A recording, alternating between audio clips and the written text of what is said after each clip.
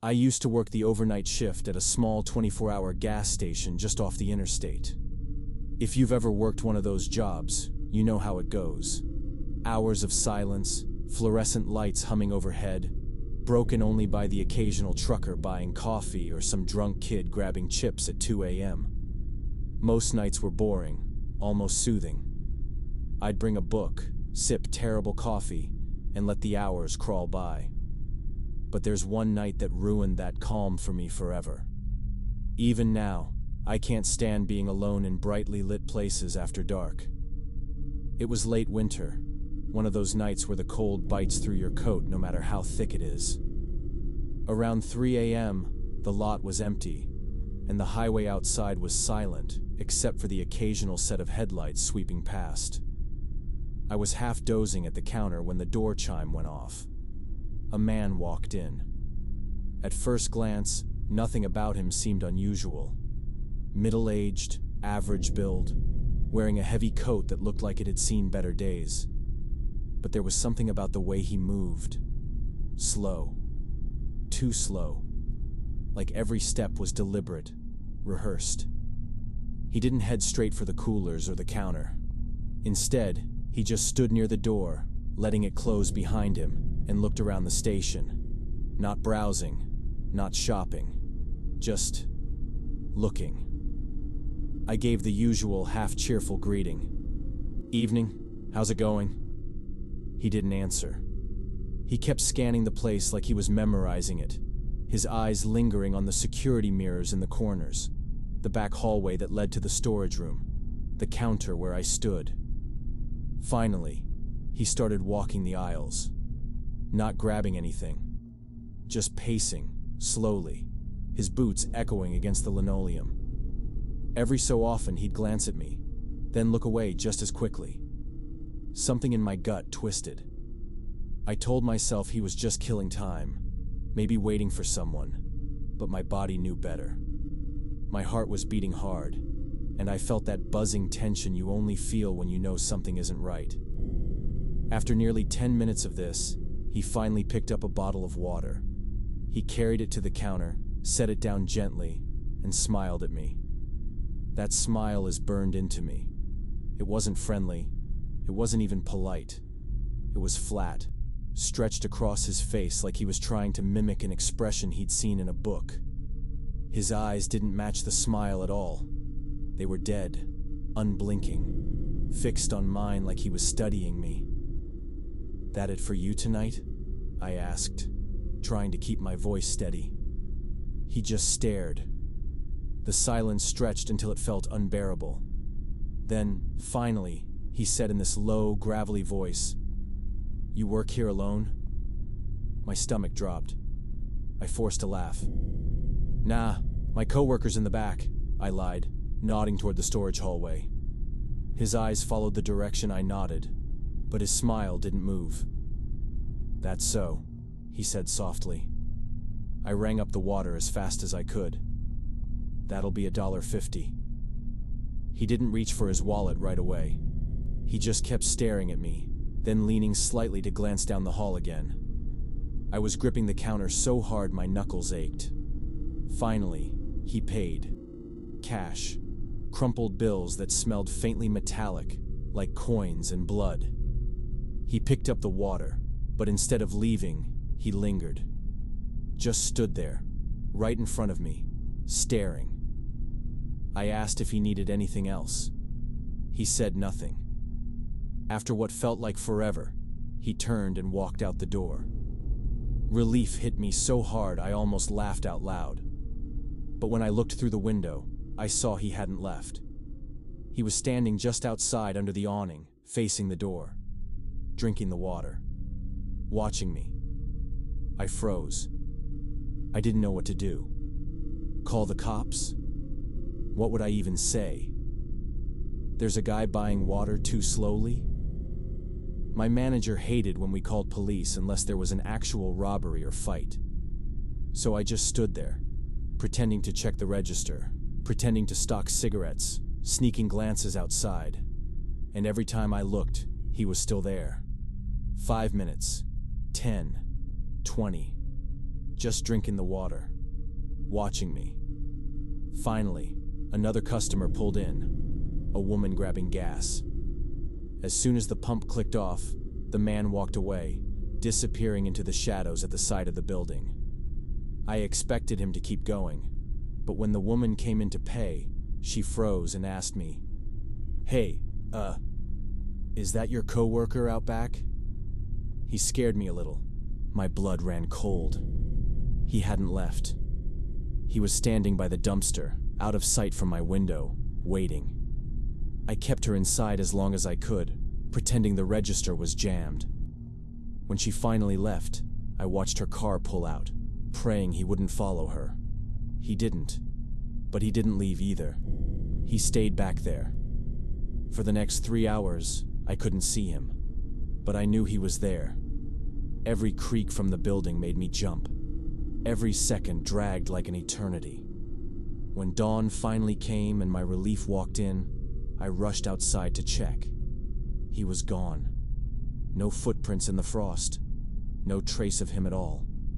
I quit that job a week later, and to this day, I can't shake one thought. He wasn't there to buy water. He wasn't there to rob me. He was waiting for the moment I slipped up, when I'd be alone enough, tired enough, careless enough. And I'll never know why he changed his mind that night. I used to think working overnight security would be the easiest job in the world. I mean, all you really have to do is sit at a desk, do a couple of rounds, maybe jot down a few notes in a logbook. I actually liked the solitude. No boss breathing down my neck, no customers to deal with. Just me and the quiet hum of the building. But I'll never forget what happened at the old warehouse on 8th Street. It's the reason I quit night shifts altogether. The warehouse itself was massive. 3 floors of empty storage units, most of them unused. The company had been renting out the space for years, but business was slow, so a lot of it was just vacant. On my first night there, my supervisor told me straight up, "You'll hear noises. Don't bother calling the cops every time a pipe bangs. This place is old. It creaks." So I got used to the sounds pretty quickly. The distant clang of metal, the whistle of wind through cracks in the windows. But then came the 4th night. It was around 2:30 a.m., and I was doing my usual patrol with a flashlight. I remember pausing in one of the long corridors on the 2nd floor.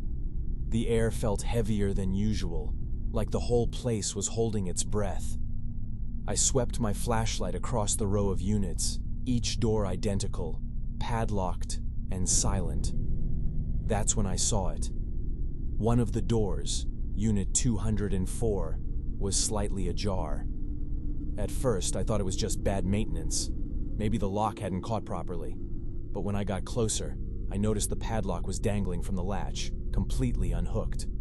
Now, my first thought was that I had a trespasser. Homeless people sometimes try to sneak into the warehouse to sleep. My heart started racing, but I told myself to stay calm, to handle it professionally. I pushed the door open.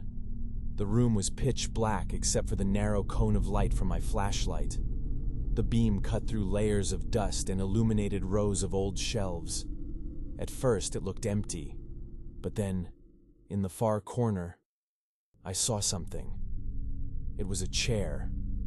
Just a plain wooden chair. Except it was facing the wall, like someone had dragged it there deliberately. I don't know why, but that detail unsettled me more than if I had found a person inside.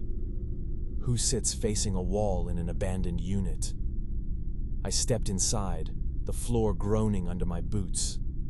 The deeper I went, the colder the air became. Unnaturally cold, like the temperature had dropped 10 degrees in seconds. My breath actually fogged up in front of me. I tried to convince myself it was just poor insulation, but my gut told me otherwise. I walked up to the chair. My flashlight trembled in my hand, the beam bouncing against the wall. I half expected someone to be sitting in it, but it was empty. Still, I swear I felt the impression of presence in that room, like someone was standing just behind me, watching. I was about to turn and leave when I noticed something scratched into the wall. 4 words, etched deep into the plaster. I know you're here. My chest tightened. My mind raced. Was this some sick prank by another guard? Did someone break in just to mess with me? I spun around, shining the flashlight across every corner of the unit. Empty. Completely empty. But then, out in the hallway, I heard footsteps. Slow, deliberate, heavy. I bolted out of the unit, swinging the flashlight toward the sound. The corridor stretched on for what felt like miles, but there was no one there. Just the echo of boots on concrete. Fading. I should have called it in. I should have left the building right then and there. But part of me needed to prove to myself that it was nothing, that I wasn't losing my mind. So I kept patrolling. The rest of the night was eerily quiet. Too quiet. Every creak and sigh of the building felt loaded with intent. At one point, I passed by Unit 204 again, and the door was shut. The padlock was back in place. Here's the thing. I never locked it.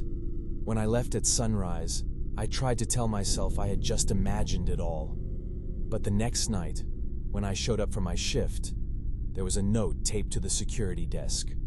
No envelope, no signature, just a piece of paper, folded once.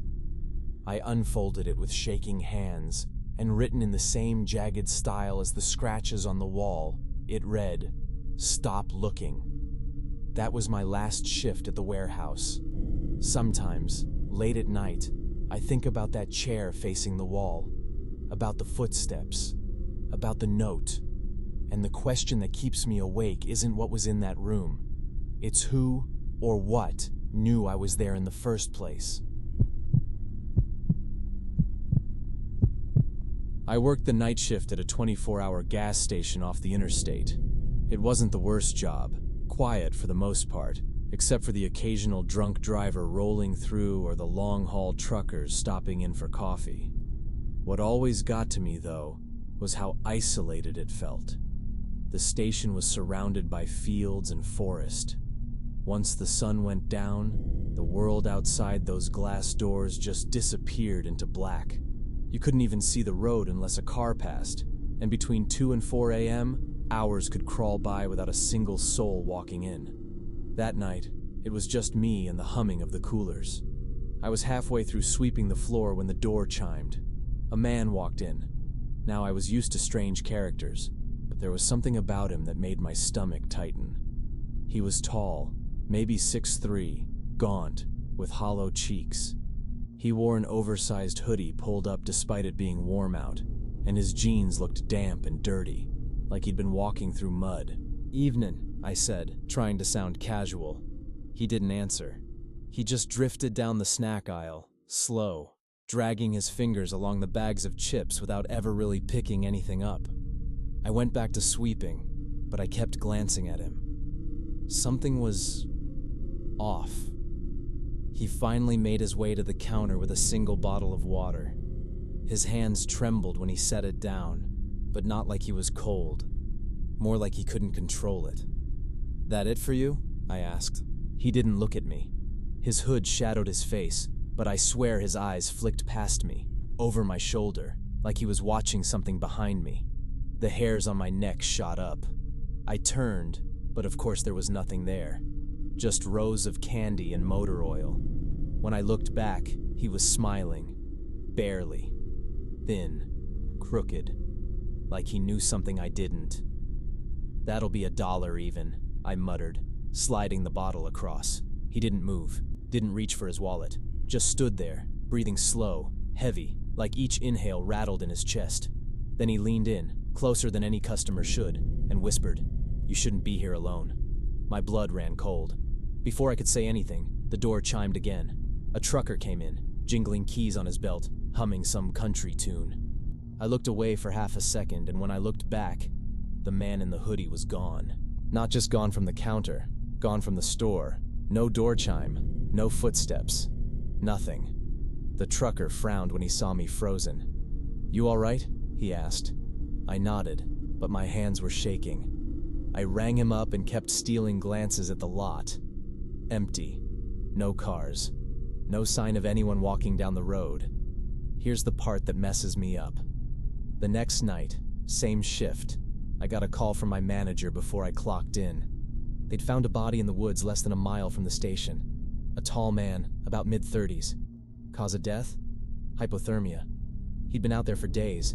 The thing is, the description they gave me, the hoodie, the jeans, the build, it matched him. But that doesn't make sense, because I saw him. I spoke to him. He bought a bottle of water from me just the night before. And sometimes when I'm mopping late at night, I swear I can still hear the faint sound of that water bottle hitting the counter.